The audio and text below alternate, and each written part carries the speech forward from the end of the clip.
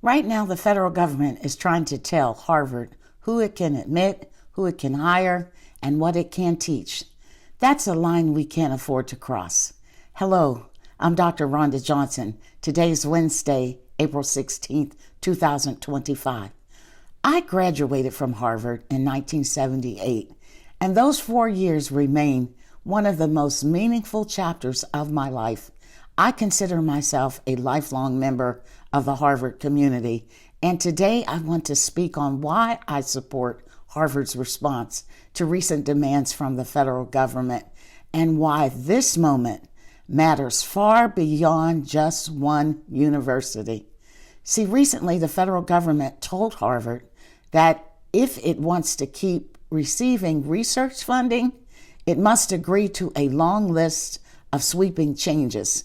These include reducing the influence of students and faculty with certain political beliefs, shutting down all diversity, equity, and inclusion programs, auditing the personal views of students and faculty, screening international students for their ideological beliefs, and giving the government more control over who is admitted, hired, or disciplined.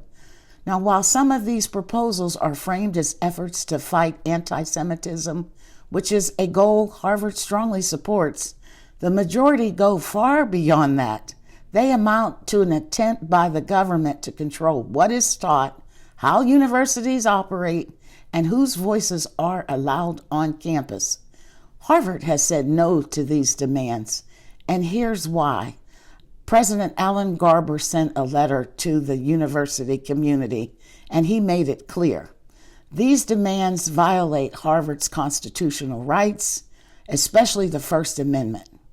The government has no authority to dictate academic content, admissions, or hiring in private institutions. These demands also go beyond what the law, specifically Title VI of the Civil Rights Act, allows.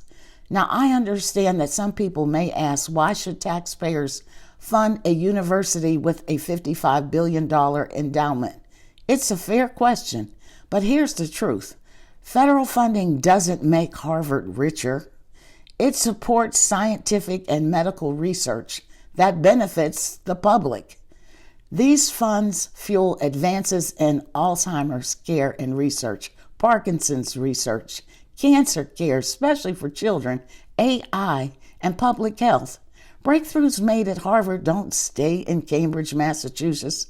They help doctors, patients, and communities everywhere. This isn't just about Harvard. It's whether universities across the country will be free to pursue knowledge without political interference.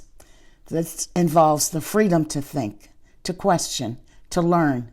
That is what makes higher education and democracy thrive. Harvard helped shape who I am.